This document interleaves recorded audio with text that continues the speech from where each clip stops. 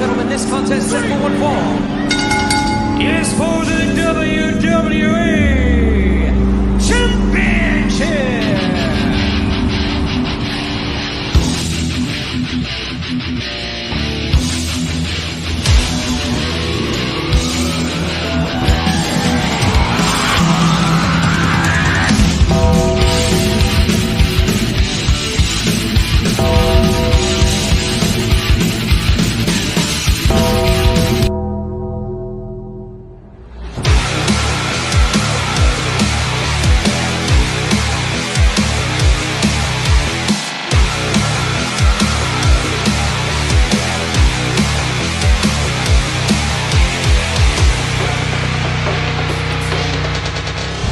Life moves pretty fast.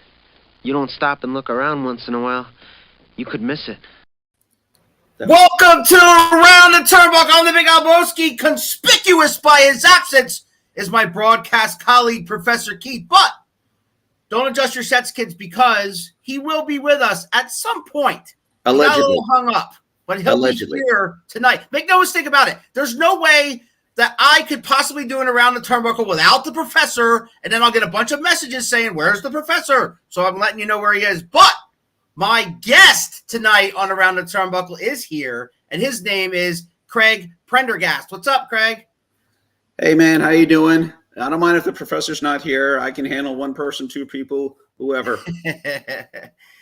Yeah, well, the people who watch our show will get on my case as if I fired him or something, which is not true. I don't have that power, but whatever.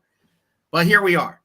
But anyway, it's Sunday. It's 6 o'clock. It's Around the Turnbuckle. And, brother, it's great to finally meet you. I was flabbergasted and flattered that you shared this thing like for the past weeks and weeks and weeks and weeks leading up to this thing. A lot of guys told me about you. Guys like went to bat for you, including Big Dust. You know him. He went to bat for you too. Called you his father. We'll talk about that. We'll talk about that later. But in the meantime, as I'm soon gonna get the professor on here because I see that he is warming up in the back. Start off by how did you fall in love with professional wrestling? Because every person that we've ever had on this show loves the business. So you obviously would not be involved in the business if you didn't love it. So when did that happen for you? Were you a kid? Like, when did that happen for you? I'd say I was a teenager. Well, yeah, I'd say like 87, 88. And this is, I'm dating myself, but they used to just have Saturday morning cartoons. And I'm like, you know what? I'm too old for these cartoons. I want to watch something else. And I was flipping the channels. I'm like, oh, this is interesting. And I was watching, it was WWF that got me interested in it first. I see all this like interesting stuff happening, storylines, colorful characters, and just, I'm like, I got to know more about this. So I started watching it on a weekly basis, much to my parents' chagrin. My mom still doesn't want me to do it, but I started getting more and more into it. I started reading the Aftermags and realized, wait, there's more than just the WWF. Then I started watching NWA. World Class Championship Wrestling was on ESPN. Sure. AAA was on Galavision. So I just started getting into like everything and just reading as much as possible about it. We have a message already from Good Evening, watching from York, PA. What's up, David? Hope to see you at the next SWO show, I bet. Oh, okay. You know, I did referee 2 SWO shows, and I remember because you had Piranha that was giving Dustin some crap last week. I cost him the title because I was the referee. Took a bump. You know, the original ref, it was like the Dusty finish. So I was like, I remember I cost him the title. So, hi, Professor. Nice to you finally join us. Yeah, and what a rough day at the office. I knew it wasn't a good idea to go in today, but I did it anyway, and I made some overtime out of it at least. Okay, well, there you go. Yeah, awesome. I got him for a little extra money. I held him up. All right, so eventually you made that transition that some of us never make, which is from fan to getting your feet wet in the business. So when did that happen for you? Did you seek out training? Did you know some people? Like, how'd that happen for you? Tell that story. Okay, well, there's a little bit in between. I became a fan. I remember the first event I ever went to was when they still had SWO Rocks. Okay, fine. I went to what was it? I went to the Spectrum, and they had before it was pay-per-view. It was you go there. Closed circuit. Closed circuit. Thank you. I was trying to think. Of closed circuit. I watched WrestleMania 4 there. There you go.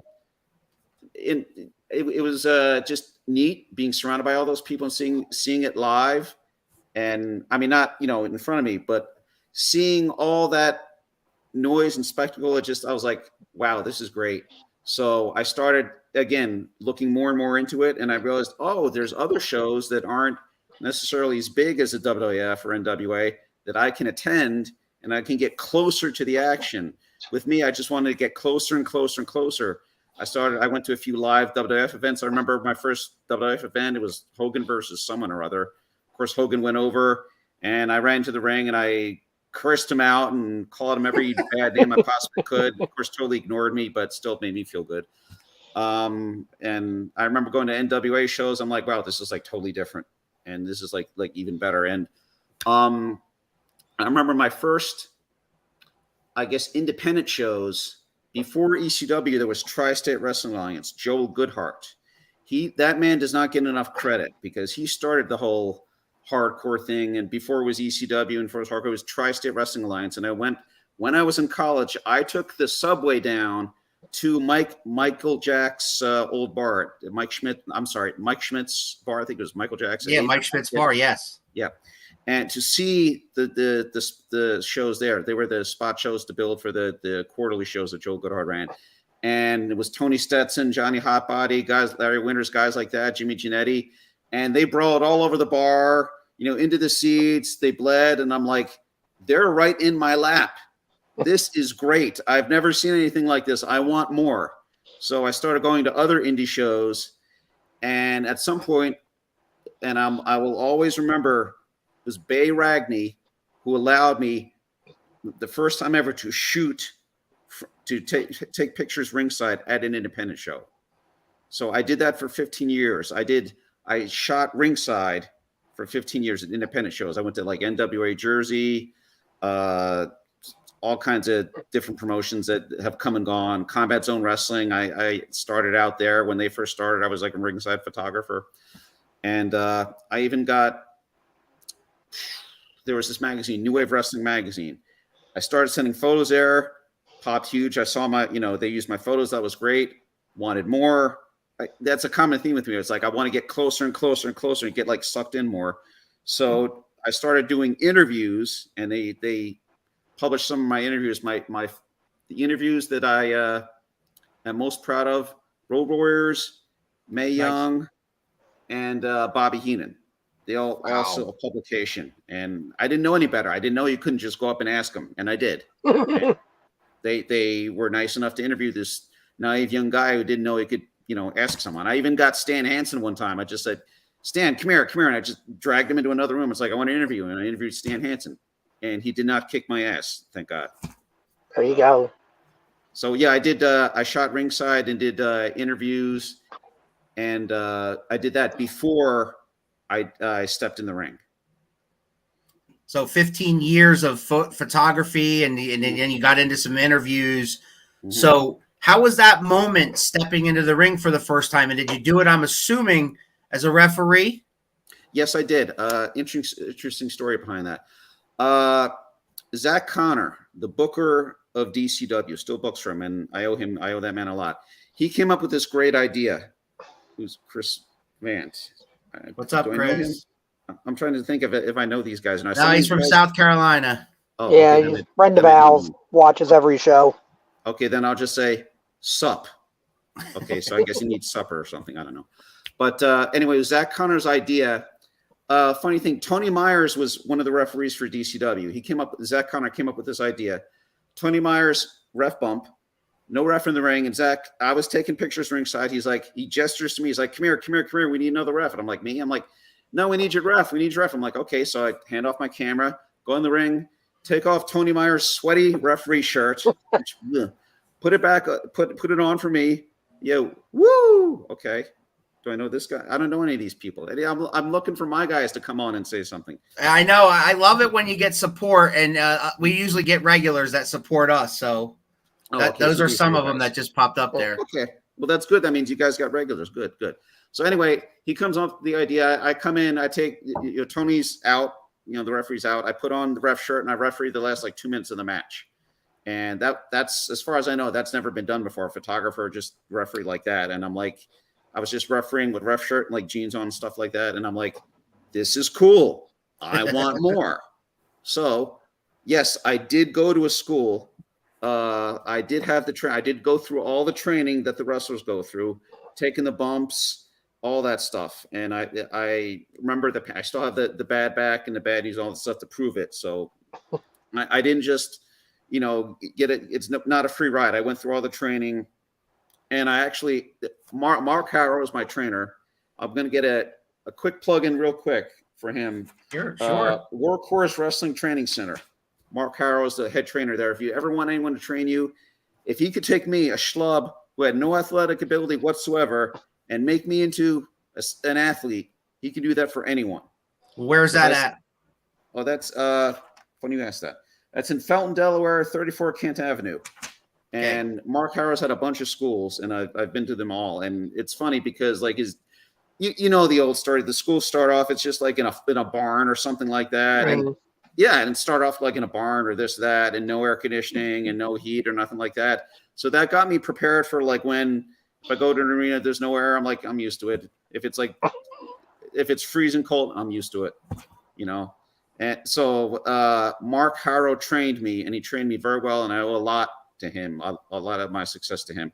So he trained me to be a referee, and I refereed for a year for DCW, and he saw something in me. Mark Harrow was like, I think you'd make a good manager. And I'm like, no, I can't do that. I can't. I'm scared to speak on the microphone. He's like, try it. So I did. And my microphone time was limited because I was scared. I was still had stage fright. I didn't know, what to say. I get the microphone, but like, I don't know. But as you can kind of see by now, it doesn't bother me anymore. I believe I read this in one of Chris Jericho's books. It's like, if you do this at the business for like 10 years, it just clicks. And after 10 years, I think it was Chris Jericho. After 10 years, after doing this for 10 years, just give me the microphone, I just go. Very rarely do I forget things or stutter. I still make mistakes, Yeah, everybody does. Yeah. I'm sorry. The same guy that yelled "woo" says, "Craig, I'll be your guy because I'm the best there is, the best there was, and the best there ever will be." Yeah, Bret Hart. No, but I did actually referee. Here's a story for you. One of my first quote unquote name guys that I refereed for was Jim Neidhart. Cool. Oh, nice. They brought him in for like a seminar, and he was the day. I remember the day after he worked for DCW, and he did the seminar where he got picked up for drugs in his trunk or whatever. But nice. So, well, not nice for him, but yeah, I was gonna say you were there for that show. I think I remember that one. Yeah, you got to work that show. Yeah, and it was the coolest because I was like, I remember all I had the spot was like just get in between Zach and Jim Neidhart and just break it up, and they were just supposed to push me down. And my memory, and I assume this is Jim Neidhart, because I remember being right there. They were both looking at me because I got in between them. I'm like, stop. They looked at me. I blinked, and I was on the other side of the ring with a lump on the back of my head because I hit the ropes. So I'm assuming Jim Neidhart threw me across the ring or pushed or something like that, because I remember being at one side and then blinked the other side of the ring. I'm like, wow, this guy is strong. Yeah. So that must have been what happened. I would kill to see a video of that because I can't find that anywhere. But it was like, and I remember calling my girlfriend at the time, honey, I just got thrown across the ring by Jim Neidhart. This is the coolest thing ever. Oh my God. and I also remember taking a picture of him for his daughter, Natty, backstage. He asked me to. Awesome. Natty being Natty Neidhart. So. Mm-hmm. So you made the transition eventually after a year or so to manager, and you started to do it more often. So what year was that for you? Like, how long ago was that for you? Because pre-show you mentioned you've been in the business for 11 years. 11 years. So 10 years ago, I started managing. Just for that organization, or you started getting booked everywhere else? Start just for DCW at first, but then I started looking around, and there's another organization that's my second home. DCW is my first home. UWC is my second home. No offense to UWC, because I love it there as well. And I asked to manage there. And at the time, it was God, I keep forgetting the name. It wasn't Joe Rules. It was some guy that I went through to get set up for it. And just as I was about to set up, he left. Gone. So then Joe Rules took over, and I'm like, okay, well, the guy that got me set up with managing is now gone, but you're the booker. Can you still use me? And he said yes. And Joe Rules is a great guy. He's come up with some really, really creative ways to use me. And I managed like other places. I've managed briefly at Super Crazy, just anywhere here or there, little places. Those are the three places, the main places I could think of that I managed. I've refereed tons of places, just tons, just spot here, there, everywhere. I also refereed at Super Crazy. This place, Pizza Party Wrestling, I refereed there, and just every little rinky-dink organization that some are still there, some are not. So, and I refereed at PPW, and they PPW, Power Pro Wrestling, not the same one that's in PA now, but in Lower Delaware.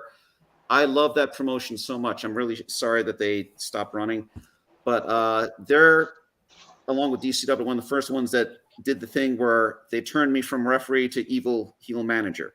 So I was a manager down there in PPW and DCW, and they did the, it was ref in a match, and I was like 1-2. I'm not counting the pin, whatever, like that. So PPW and DCW both at pretty much the same time turned me from referee to manager. So I got a comment from a wrestler, JCM. One will never know what they are capable until they try and only succeed. Yes, and I tried, and I didn't think I'd be able to do it, but I tried it, and sometimes, I mess up, but I don't mess up as much anymore. You never know how good you are or how bad you are at something until you try. You got to try. Life is too damn short, and quite frankly, the real world sucks. Hallelujah. So you got it. And I didn't want Professor Keith there anyway, so I'm glad he's gone. That's my power. You're gone. He can still hear you. It's just his camera cut out. Yes, but I waved my hand and away he goes. And there it went. That was amazing. My camera died. Yep. Hey, he'll come back. He'll be back. But anyway, flares in and out. So let's go back to when you made that transition. Who was the first guy you managed, and then subsequently, who are some of the other people that you've managed since? First guy I managed. Okay. When I turned in DCW, the first guy that I managed was Corey Castle. Okay. And actually, interesting story behind that. He's the one who got me the jacket that I now wrestle. That my managing name is Craig Z List. Okay. And he got me the jacket from Nick Burke, because Nick Burke did like a lounge singer gimmick, and he gave me one of Nick Burke's old jackets, and that jacket is money. I mean, I get so much heat from that jacket because I look like a used car salesman. It is the greatest thing ever. I love that jacket. Eventually it's going to like fade, and I have like a spare jacket just in case, but I love that jacket. So I guess the first guy I ever managed was Corey Castle. I also managed JJ Cruz in DCW and UWC. And my God, we connected so well with JJ Cruz. Yeah. How can I make it a long story? We were involved with a program with Jay the Key Evans, and we got involved. This was in UWC, and we got involved in Joe Rules booked a 2-on-1 handicap match with the idea being that, okay, I'll get mine or whatever. But they worked the program where I pinned Jay Evans. So JJ Cruz and I were both co-holders of the UWC United States heavyweight title. So it's like, all right, I'm like half a champ, he's half a champ. So like the next show it came out, we were like we both kind of held the belt on. It was like, and I did the thing. I tried to do the CM Punk thing where, like when Punk won the, when he won the title, he kept it in the fridge and he did this. With it and that with it. First thing I did with the title, I took a picture of it in the fridge, sleeping with it in the bathroom by the towel rack. I did like everything. Then I got the exact reaction I wanted. How dare he besmirch that title? So we got like major heat when we came back because he treated the title like crap. So, can I curse on the show or not? I don't know. You absolutely can. Curse. I treated the title like shit, or at least I tried. There you go. David. David's asking you, what do you like better, to be a manager or a ref? Right now, I'd say manager, because you get more involved. Because like I said, the theme with me is I keep getting closer and closer and more involved. in the ring. It's like being a photographer was outside the ring, referee inside the ring. I thought that was the best spot. Being a manager is like part of the story. Right. And I've even wrestled a few times. Now, when I say wrestled, it's like, you know, when Cornette does the thing, the evil manager is forced to wrestle, that kind of thing. Right. So when I say wrestle, I say wrestle. Even though my trainer, Mark Harrow, would say, yeah, you've wrestled, then you're a wrestler. I'm like, no, I'm not a wrestler. I have wrestled. I'm not looking to be a wrestler. I only wrestle on very, very, very rare occasions. I think my bump card is full, and I think I'm done with the wrestling part. I could be tempted, but I think I'm pretty much my wrestling days are done. I want to stick to being a referee and a manager. And I've just dipped my toe into the play-by-play announcing pool. Nice. I did that one time. I'll be doing that in November for a promotion. What is that? XBW Day of the Dead. That's November 4th. So I'm going to be doing play-by-play. And my color guy is Dave Brower from the 2300 podcast. Oh, yeah. I know Dave. Super nice guy. Super nice guy. I've talked to him a few times. I at the Legends of Hamburg Fan Fest, the first one that Keith and I had a table for when I first got there. He was setting up in the corner of the 2300 podcast, and I was talking to him. I was talking to him about our podcast too, but we were just getting going with ours. I mean, we've only been doing it now for a little over 2 years, where he had already, where 2300 have been going a while. I got another question here from JCM. Who is your dream wrestler to manage? Well, actually, I can't really say that I have a dream wrestler to manage. I guess, God, I can't think of it because I've managed so many people. I don't have a specific guy that I'd like to manage because I've got to manage Mr. Ooh La La, and that was honestly a dream come true because he does not get enough credit, or I hope you guys give him credit because Mr. Ooh La La is a living legend, and I learned so much. I had so much fun with him. Managing him, he was my dream wrestler to manage because he doesn't need anyone, and the fact that he wanted me to manage him, I learned so much from that guy. So I can't say I want to. Yeah, if they throw like a big name at me, yes, I'd love to manage him, but there's no specific guy that I can think of off the top of my head that I'd like to manage. My goal in wrestling is I just want to have fun and enjoy myself as much as possible. There's this guy that they're scrolling on the screen, the Pro Wrestling R. Ron Starr runs that promotion. And I remember specifically, there was a training session somewhere or other. He asked this one guy, what do you want your legacy to be in wrestling? And my legacy is just to leave the business better than it was when I left it, and to have as much fun as possible and just enjoy myself and just have a blast. So yeah, and Keith and I appreciate that because that's kind of our goal as well. Anthony Josephs has a message for the professor. Keith, you never looked so good. Yeah, I use my magic powers to flip him away. He's like a little vibrating ball. It's like really he does look cute that way. When he speaks, the ball vibrates, so it's kind of cool. I'm gonna buy the professor a laptop for Christmas, and then he'll look fabulous every show. So who do you manage now? I mean, for the most part, I know you're booked in several different organizations, so I'm sure you manage different guys, but who are some of the guys you manage now, like right now? Well, right now, honestly, I just manage one guy that is brilliant, Bobby Banks in the UWC. I've managed many. I used to manage Adonis Valerio, but he's not in UWC anymore. I have managed a lot of people. Right now, the guy that I just manage is brilliant Bobby Banks. There was when IWA was running, I was starting to get into. I was at first managing Nick Sickend, you know Sickend, and then switched over, and I was going to manage. My mind just went blank. Blackout. I was going to manage Blackout. Had a blackout there, but then IWA just for whatever reason stopped running. So I was going to manage him. So right now, the only person managing is brilliant Bobby Banks.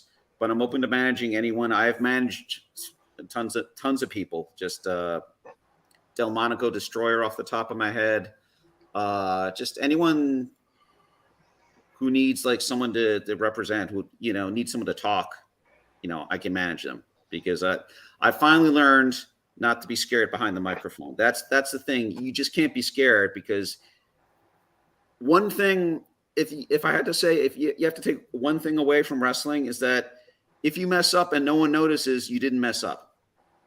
Right. So if you get over on the mic and you didn't say what you wanted to say and you thought you messed up and no one noticed, you didn't mess up. So there you go. David Motorman, big SWO fan. He's good evening, guys. Cool to hear these cool stories from the well-rounded adventures of Craig. The professor is in hiding again.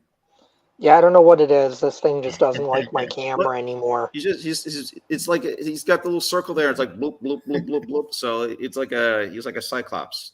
So 11 years in the business, I'm sure you got a story or two of some interesting things that either happened to you, happened to your men that you wrestled or managed, maybe a referee moment. I mean, anything like that was kind of, that sticks out in your mind as like a story that perhaps you might tell people all the time because it's one of the highlights of your career, so to speak. Okay, well, in terms of highlights, I can think of several. One goes back when I first started, like 10 years ago. I got to referee a match with Tommy Dreamer versus Ed House in a Singapore caning match. Wow. And the funny thing behind that, it was CPW. No, for us, you don't have to come on. You can stay behind you. You keep blinking. You're interrupting me, please. Anyway, it was CPW, managed by Dylan Frimmer, who is now involved with AEW. So Anyway, I got to referee Tommy Dreamer versus Ed House in a Singapore cane match, but it wasn't just a regular Singapore cane match. It was basically, after the match, Tommy Dreamer went over, of course, and he gave one Singapore cane shot to Ed House after match. Then he just kind of passed it around to like different people. Sandman also did, because I took a bump from Tommy Dreamer, which I was like,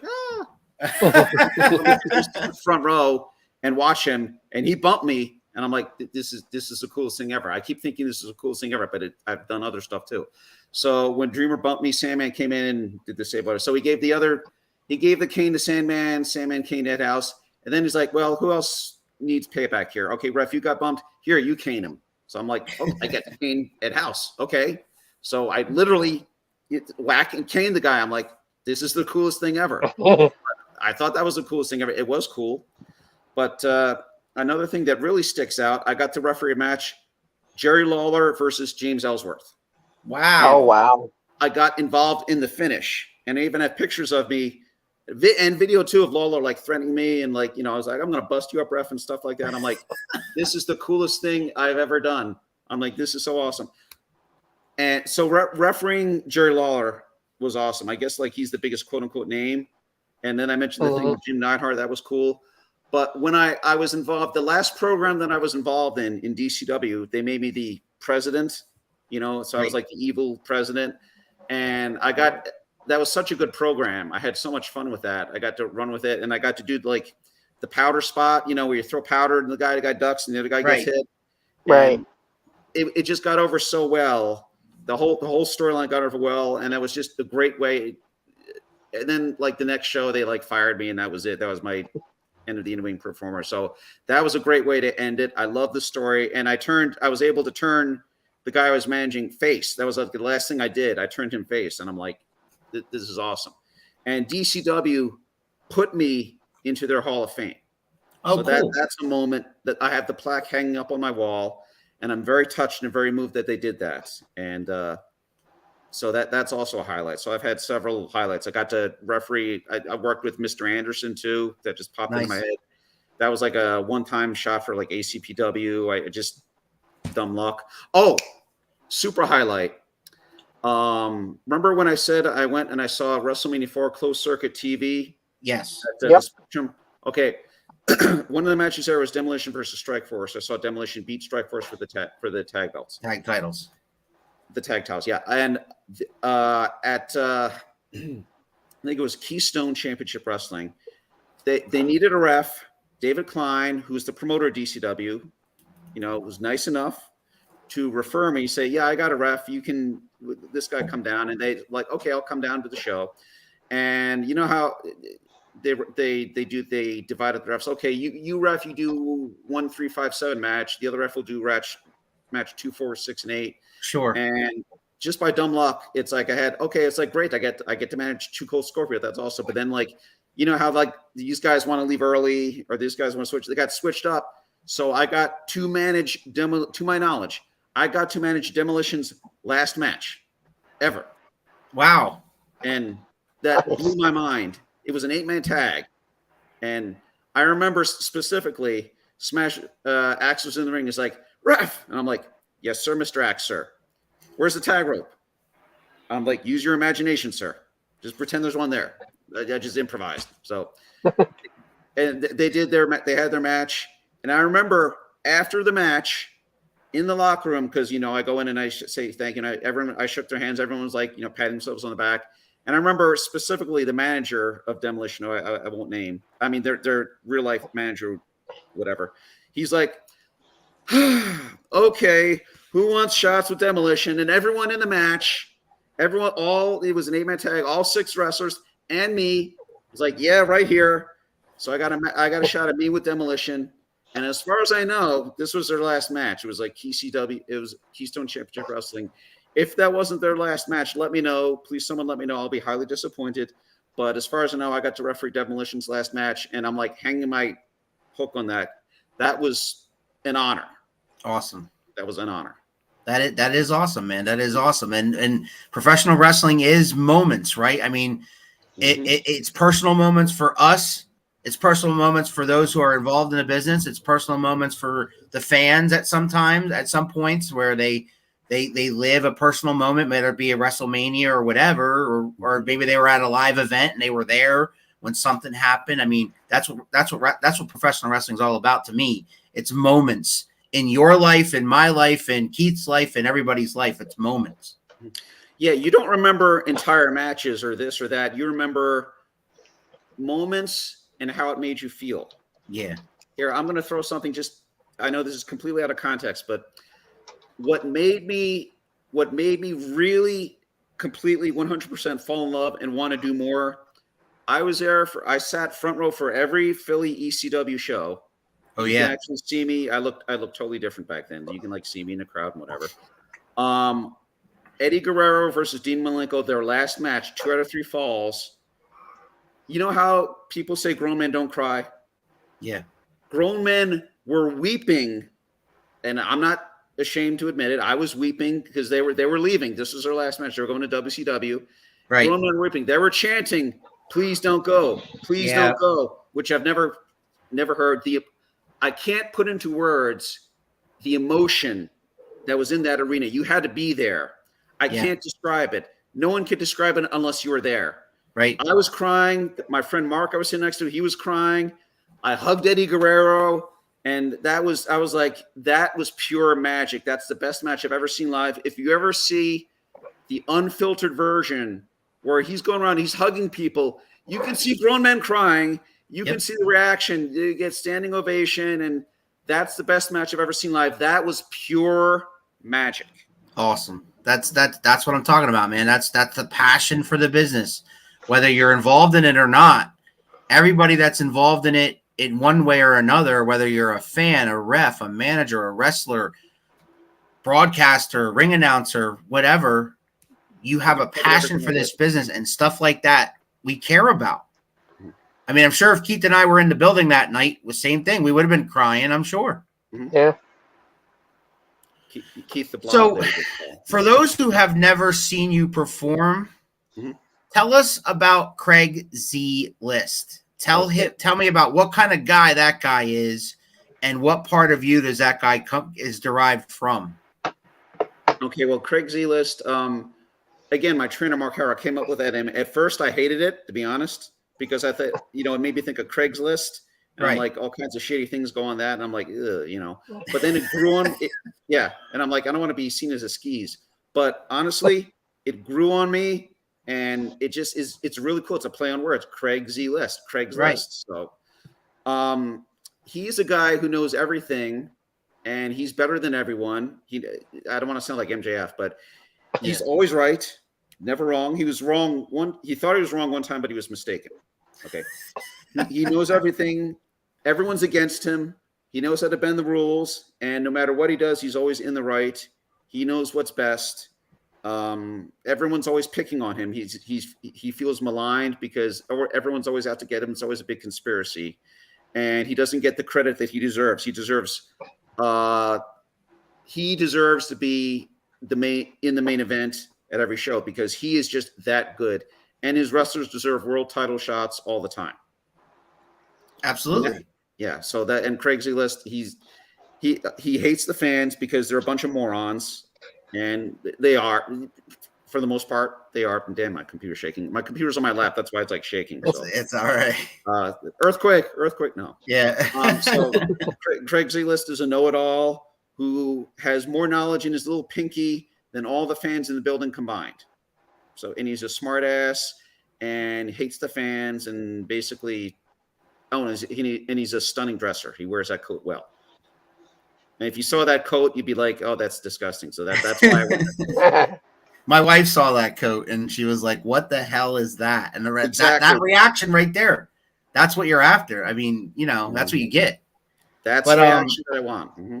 Last week on this show, we had a gentleman by the name of Big Dust who referred to you as his father. Can you elaborate on why he referred to you as his father? Well, actually, you know what? I take back what I said before about my legacy in the business, because if I have helped Dustin at all, Dustin Wilson, then that means more to me than anything. When he called me dad, that means more to me than anything, quite frankly, that I've ever done, because that kid is super talented. I trained with him. I saw him break in. I just gave him a few words of advice. He's seen me work. I try to help him out with advice in terms of like managing and stuff like that, where to stand, how to whatever. And he took what I said and he went to the moon. And I love and hate this kid at the same time. I love him because he called me his dad, and I'll always have a place in my heart for him. And I hate him because he's so damn good. And I will say he is good. He's better than me. Good, and I can't wait. I can't wait until I know he's not going to be at the next SWO show, but sooner or later, my boy, the professor, is going to see him in person, do his thing. And I've now seen it like 3 times, and I want more. Like, I want more of whatever, because I'm the guy that roots for the bad guys in the movies. I always root for the heels. Keith and I are broadcast colleagues on 3WA Carnage, so I'm the Jerry Lawler to his Jim Ross. And Triple WA, you mean? Yeah, I used to. Yeah. I left a few shows for them. Yeah, so now they go by 3WA. Okay, 3WA, right? Yeah, they just changed it end of last year, middle of last year. Yeah, they've been trying they rebranded, so to speak. Is it still what's his name? That guy, the Greek guy with the mustache who still runs it? Demetrius Arion. Yeah. No. Dino Sana. Dino Sana, that's it. Dino Sana, yes. Although Dino is taking kind of a backseat, so to speak, he's kind of handing the reins over to Demetrius Arion and his daughter.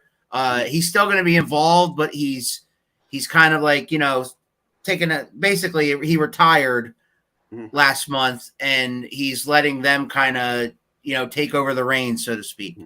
Oh, here's a little trivia, not question. A little. The professor likes trivia. Trivia point. Yeah. Killian McMurphy's first match ever, to my knowledge, was Triple WA. Was WWWA. So it was his first match ever was Triple WA at the time, not 3WA, but that was his first match ever. First professional match was for that. Yeah, and he kind of made his way through around here, right? I mean, he did matches for SWO, he did matches for all over PA, New York, New Jersey before people realized who Killian McMurphy is. And by the way, Killian McMurphy is a super talented guy. Him and Dustin are magic. They are such a great combination. They remind me of me and JJ Cruz, but again, taken to the next level. Oh, absolutely. When I managed JJ Cruz, I was like, we read each other's thoughts. We synced off of each other, fed off of each other. And they're like me and JJ Cruz to the next level. And they are so They're such a good talent. They're so good together. I love watching them work. So I have a gentleman by the name of Sean Hardy. You know him? Oh, yes, I do. Oh, So yes, glad I do. to I see know this Craig guy. get the recognition for his dedication and impact on the indie wrestling scene. So proud to have worked with Craig. Yeah, I did manage in 1CW, by Sean Hardy. So thank you for saying that, Sean. That's very nice of you. Yeah, I did manage there briefly. I managed Muddy Waters down there, and Sean Hardy always treated me right. And yeah, yeah. So I worked with Sean Hardy. He's a good guy. One thing. I don't want to get in trouble or anything. I have nothing bad to say about Sean Hardy, and I personally think, good guy. I'll just leave it at that. Sean, thank you for saying that. Let's just say there's some politics involved somewhere. I'm not gonna say anything, but the one thing I hate most in this business is politics. Sean, thank you so much for the kind words. I really appreciate it. Thank you. I try not to have heat with anyone. Sometimes I gotta check myself about what I say. Yeah. But Sean, thank you. I appreciate that. Thank you for commenting, Sean. Thank you very much. So the next time that you'll be in action is at the Pro Wrestling R Major Look Sunday, September the 18th, 2 p.m. bell time at Super Crazy Wrestling and Entertainment Center. In Westville, New Jersey? Yes. I think does it say Westville? Yes, Westville, New Jersey. Westville, New Jersey. So tell us about that event. What's going to go down there? Okay, I'm refereeing there. Off the top of my head, I can actually probably check my Facebook thing here for a second, and I can tell you specifically the matches here. If you give me 1 minute. Yeah, because I always – see, you have to promote yourself. That's why I promote you guys every day, because you have to promote yourself. Okay, here we go. We got Andy Brown versus GKM. We got Gabby Ortiz versus Damaris Dawkins. Tim Dynamite versus Tiger Watson. Samael Fawzi versus Jermaine. And looks like, let me see if I can read this. Gray Devantes versus The Throne. So there you go. That's some of the matches. They might have some more matches or whatnot, and I'm sure Ron Starr is involved in that too. It's Ron Starr's promotion. It's been running for just about a year. They've made tremendous strides, and they're really worth a look. He's been trying to get me down there forever, but he holds it on Sundays, and usually I work on Sundays. Okay. And when I got furloughed, it's like, hey, yeah, I lost my job, but I can work for Ron Starr now. So that's great. So there you go. So that is next Sunday at 1030 Delsey Drive, Building 4W, Westville, New Jersey. You see it scrolling at the bottom of your screen, fans, if interested, if you're in that area, the Jersey area, PA area, definitely worth checking out. Yeah. So what else? You mentioned you got a pre-show. You mentioned you got a bunch more coming up. What else do you got coming up? Okay. Well, I have my plug sheet right here. Dynamite Championship Wrestling is running Saturday, October 1st, 7 p.m. bell time. That's at the Delaware Auto Exchange at 10182 South DuPont Highway in Felton, Delaware. And that show features Colby. They're bringing in Colby Carino. Oh, cool. He's taking on Adonis Valerio, who I did manage in UWC, managed him to the U.S. title. Thank you very much. And Mike Keener. Mike Keener says I can claim 2% of his success, so I'll take that. Yeah, there it is from Mike Keener. And they also have a ladder match. There's going to be 5 wrestlers involved in that match, kind of like the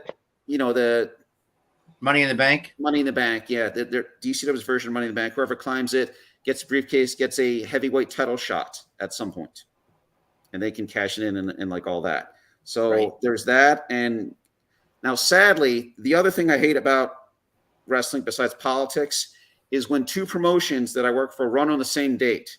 Yeah. Right? Sadly, UWC is also running Saturday, October 1st at 7 o'clock in New Jersey. That's their Halloween show. I will not be there, sadly.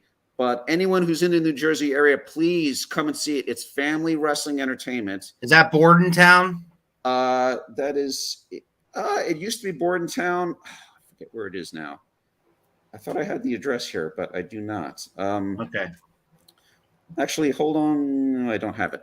But it Well, is UWC is on Facebook. You can look it up on Facebook.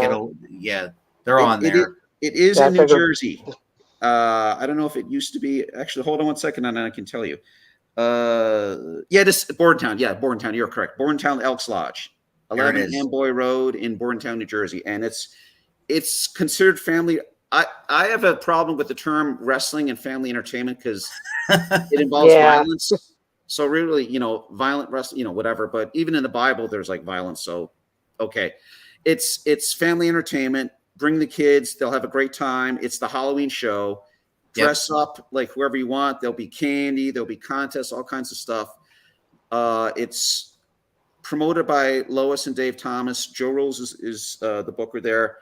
Quality people, quality show. I'm very upset that I can't do both. I like DCW as well as UWC, and DCW is my home. UWC is also my home, but I'm going with DCW because you have to pick, and DCW is my first home. Not a knock on UWC. I hope Joe Rules doesn't hear that. So they're running the same time. Can I plug one more thing? Yeah, keep Sure. going. Okay. Yeah. XPW is running Day of the Dead on Friday, November 4th at 5. They have a 5:00 start time. And that's one of those things. It's kind of like they have bands as well as wrestling matches. Okay. And I'll be doing, and I mentioned the pregame when we were talking, I'll be doing play-by-play announcing for the show. And Dave Brower from 2300 Wrestling Podcast is my color commentator. Yep. And I'm looking forward to that a lot because I'm just dipping my toe into play-by-play announcing, and that'll be something that if I get good at, I can do when my body finally goes kaputski. Mhm. Because Well, I love it. Well, the Right now, professor and I have made the right connections, and we do that for 3WA for Dino Sana. We do 3WA Carnage puts out. They take each show they do once a month, and they split it into 3 shows. And the professor and I are the color commentary and play-by-play for all of those shows. So I mean, we're getting our feet wet in it as well. We've done about 15 or 20 of them now, Professor. Yeah. A little Something like that. over 20 and a couple of super shows. So And a couple of super shows. that's more like overall, getting your feet wet. That's actually going swimming into the pool. 15 or 20. Yeah. And we love it. We love it. I think in my personal opinion, I think we're getting better and better at it. I think that we really, the professor does the play-by-play. I do the color commentary. So his job, I admit, is harder than mine because he actually calls the moves, move by move, the entire thing. And then I get to throw in my zingers here and there. And then either I get on his nerves and he tells me to shut up or whatever. But that's the fun of it all, right? I mean, that's what we do. And I think, again, we're getting better and better. And he's really good at putting guys over who maybe nobody ever heard of, and or something like that. He has a way of talking about a guy, and he also has this encyclopedic knowledge of not only the business but also like what we're talking about. So like he talks about what happened last week or what's been happening in the past 6 months between 2 guys or whatever. And I don't know if I ever tell him this, but I appreciate that when he brings that up because sometimes I remember that stuff, sometimes I don't. But I mean, when the 2 of us together, I think is what makes the whole thing, better and better. And I appreciate that. So hopefully your partner at 2300 and you guys complement each other so that it works so that they keep bringing you back. I know I'm going to have an easy time with Dave because he's the consummate pro. I mean, his podcast is great. I was just on his podcast. He has a unique podcast. He does like a Connect 4 and he interviews people at the same time. By the way, I won the Connect 4 match. Thank you. Put myself over. But I'm looking forward to that a lot, working with him, because I think that'll just be nothing but fun. And one thing that I've learned, and you're learning this too, with the either play-by-play or color commentating, you got to have a ton of notes in front of you because you got to remember the storylines and who's who. And because my first time doing that, I was like, I don't know this guy's name. I don't know this guy's name, whatever. So it's like, I have the match, but it's like, I don't know which tag team partner is which. So it's like, You got to write this down. it's important to have the notes. You can't have too many notes, and you should know the history behind the storylines too, so you can get those over so that the fans can follow along with you and follow the storyline. Yeah, and I think it helps. I think they like us because it helps. We've gotten nothing but compliments from the talent saying that they love watching their own matches with commentary versus before when they used to just put them out on YouTube, just the matches with no commentary. They would just put them out there, and guys would share their stuff as sort of a portfolio, say, hey, look what I did for so-and-so, trying to get booked elsewhere or signed or whatever. And with the commentary, though, I think that we add something to not only help them out, which we want to do, but also sell tickets, which we also want to do. Mm-hmm. Yeah, and it's like if you the more you say about them, the more knowledgeable you are, the more interest is generated, and the more the fans are into it, the wrestlers are into it, and it just adds professionalism to the product. It makes it that much more marketable, if you will. I mean, to me, as far as pro wrestling go, I've already lived my dream. My dream was to ring announce one show, and I did that. Okay, I did that for Outbreak Wrestling in July at the Hamburg Fieldhouse, a building I used to go to a lot when I was a kid, when WWE would bring Hogan and Piper and Andre and them in and tape Superstars of Wrestling there. So, I mean, I stood, I pissed where Andre pissed, and I stood in the ring where they fought, and it was just surreal to me. And then in the main event, I wore a jacket reminiscent of Bobby the Brain Heenan with a black sequins and stuff like that. And that was an homage to him. But the commentators who were commentating that, I just recently watched the video of the whole thing. Mm-hmm. The commentators put that over as, look at the Big Alboski wearing that Bobby the Brain Heenan-esque jacket, showing how important this main event is. And honestly, that's not the reason why I wore it. I wore it because I wasn't going to wear it at all. And then I wasn't going to wear it at all. And at the behest of the professor and my wife. Yeah, we teamed it. We tag teamed. You got to at least wear it once, and at least for the main event, because it was really hot in there. It was very hot in that building. Yeah. So wearing that jacket, I knew I didn't want to pass out in the ring.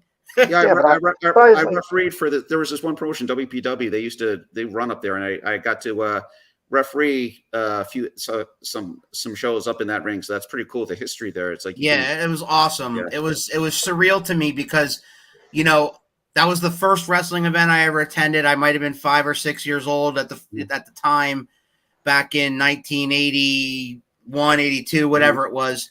And then now, standing in that ring and ring announcing, I could have died the next day, to be honest with you. Well, you know what? Don't let it stop there, man. Take it from someone, me personally, don't let it just stop there. You want to keep doing it, keep pursuing it, because what's the worst I can say? No. Go elsewhere. Sure. Keep asking. If you want to do it more, do it more. Ask. Just show up. I got booked at a Triple WA show once I was sitting in the crowd. I want to see some of my friends work, and I'm just sitting there and like blah blah blah. And I think it might have been Dino Santa. It was one of the guys came over and said, what do you do here? It's like, I'm a referee. It's like, oh, you want to work next show? Yeah, okay, then I'm booked. Right. It was really easy to get booked by Triple WA at the time. So might still be. I'm not sure. Yeah, but it's still pretty good. If you show up with your gear, it's a better than even chance they can find a spot for you. Yeah, so I could show up and ref if I wanted to, but it's like that's in. You know what? I'm at the point now. It's like I go for quality over quantity. It's like I don't have to do. I did like 3 shows, like 3 weekends in a row, and now skipped, and then nothing the last week. This week I got something, but then next week it's like it varies. And like October I don't have much, November I don't have much. So it's like just quality stuff, just people I want to work with. I'm at the time, it's like I don't have to work every weekend. I just whoever I want to work with, that's who I'll work with. I'm not out there seeking. People seek me. I don't seek them. So I'm not trying to put myself over. I'm just saying that I'm not desperate or anything. No, by all means, that's what we're here for. Mm-hmm. But so as somebody who is knee deep in the independent scene in New Jersey and in Pennsylvania in the area, do you pay any attention to mainstream like television, WWE, for example, or AEW? Do you pay any attention to them at all? Yes, I do. I know a lot of the guys say, "Oh, I don't watch this anymore," but I watch all the shows. I do, and mind you, it's not easy because. Okay, I got to be quiet because my wife just got home. She doesn't like wrestling. Okay, so I have to kind of sneak it in. Like if she goes out, I'll watch it. In between like appointments, if I got time, I'll watch it on my phone or whatever. But one thing I will say, and I know there's a lot of haters out there, but come Wednesday nights, and my wife knows this. Wednesday nights come, I lock myself in the bedroom, 8 to 10. I watch AEW because that has brought me a lot of joy because it reminds me of old school NXT, which reminds me of old school ECW because of the crowd. Right. When the crowd is over and the crowd's buying everything, it makes it that much more fun. And I watch it and I see the matches. I'm like, because I have to go in the bedroom and just isolate myself because she can hear me going, oh my God, look at that. And I remember like one time I was watching it out there and they showed the match and I go like, Jesus Christ. And she's like, don't take the Lord's name in vain. I'm like, I'm sorry, honey. I'm sorry. And then she goes in the other room, comes back out. They show the replay. And the guy does the move like a flip over, and she's like, "Jesus Christ!" I'm like, so, and AEW is my favorite promotion to watch. I know they had a big blow up with CM Punk and all that stuff, but I again hate wrestling politics. Don't want to deal with that. I just want to enjoy myself and have fun. I want to have fun and enjoy myself. So I used to be like, oh, I want to know what happens beforehand. I want to know all the answers. I want to be surprised. Yeah, me neither. So, like, I'm old school like that. I don't want to know a thing. I want to be shocked. Yeah, exactly. You know? I like being shocked. I don't read anything. Yeah, I read the things afterwards. Because I like I listen to podcasts and I like people's opinions on stuff. But as far as reading like dirt sheets or this, that, or the other thing, like I stay out of that because I'm old school. I like to be surprised. But like. How do you feel? Do you feel like WWE has changed since Vince stepped down and Triple H has made some subtle changes? Have you noticed that? It's starting to slightly. Like, I'll give you an example. When they started that one show with Matt Riddle and Seth Rollins, and they called him Matt Riddle in the locker room. Yeah. And the one time they had, I actually like this because they also had what they're doing. Three things. One, they just started that fight when they were like backstage, whatever. The other thing they did was when they had that they were in separate rooms, and it's like, oh, Seth goes, that's why your wife left you and took the kids. Yes, like, oh, that's nice.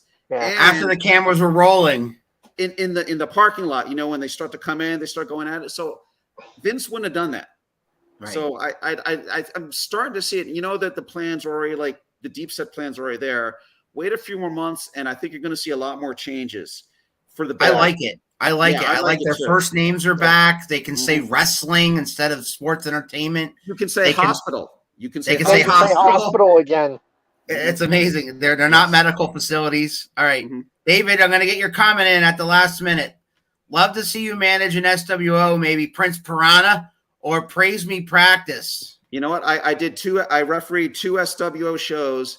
And who's the Praise Me guy? He said I was his favorite ref ever. I know that's changed. That was years ago. I forget what his name is. The Praise Me guy. And Ace Dallas. Ace Dallas, yeah. And he was such a nice guy. And Prince Piranha, I remember because I remember I cost him. He thought he won the title, but they did the Dusty finish. One ref bumped, and the other ref came in. Yeah, and I cost him until the fans were pissed off. I was like, I love it. I messed him out. I was like, yes. So that was just like 2 shows, but I had fun, and I actually drove up with Killian to one of those shows. So I had fun there. It was fun. They didn't ask me back again, and I have no heat with them whatsoever, and that's okay. They got this. Sometimes they ask me back, sometimes they don't. It's like, I don't feel like going up there. SWO is a good promotion. It's a really good promotion. They put on a great show. And they put on a great show. They do. And I've had the pleasure of working with them twice, and I enjoyed my experiences there. I got to manage Sunny Sunny Kiss? Sonny Kiss. I got to referee a match with Sonny Kiss. That's That cool. guy is amazing. Yes. Amazing. And he does not get the credit that he deserves in AEW. He needs to be booked all over the place. That guy is a tremendous talent.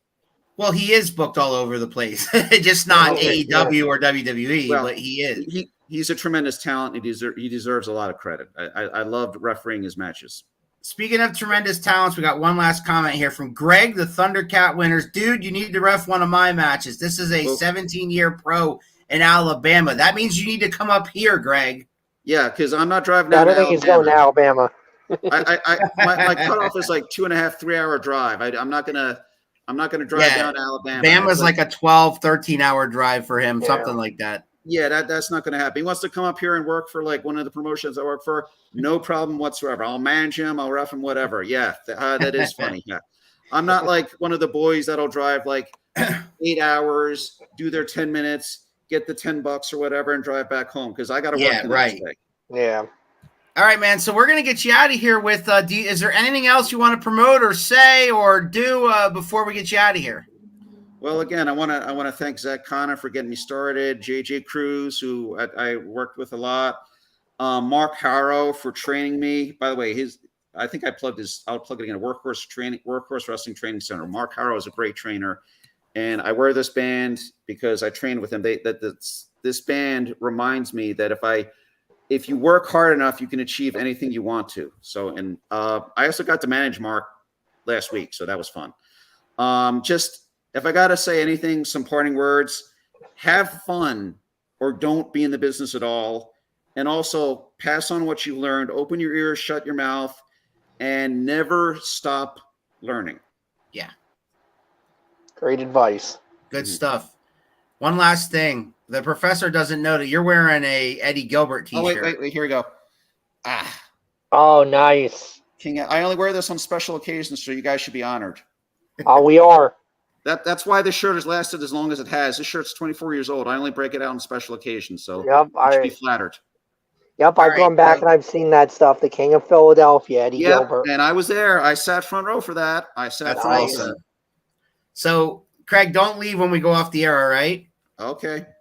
All right, so we're going to wrap this up, guys. Next Sunday, Craig showing his T-shirt of Eddie Gilbert is a good segue to me showing my T-shirt, which is our guest next Sunday is the one and only the dude who just made his recent debut in 3WA, and he has infected the 3WA universe. So if you all come down to 3WA in Quakertown and you've seen this guy wrestle, he will be right here in this hot seat next Sunday at 6 o'clock on this same channel.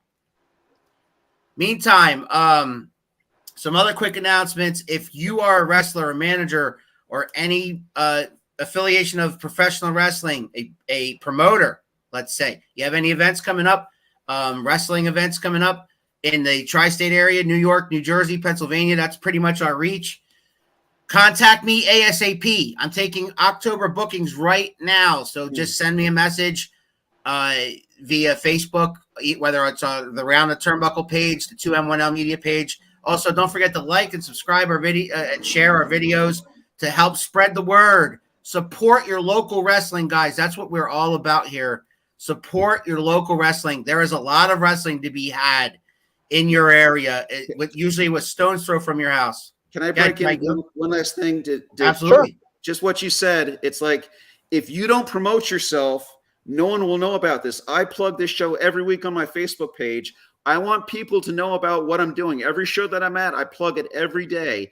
Any wrestler, referee, whatever out there, plug your shows. Get your name out there. If you don't promote yourself, no one else will. Get your name out there. Promote, plug, push yourself.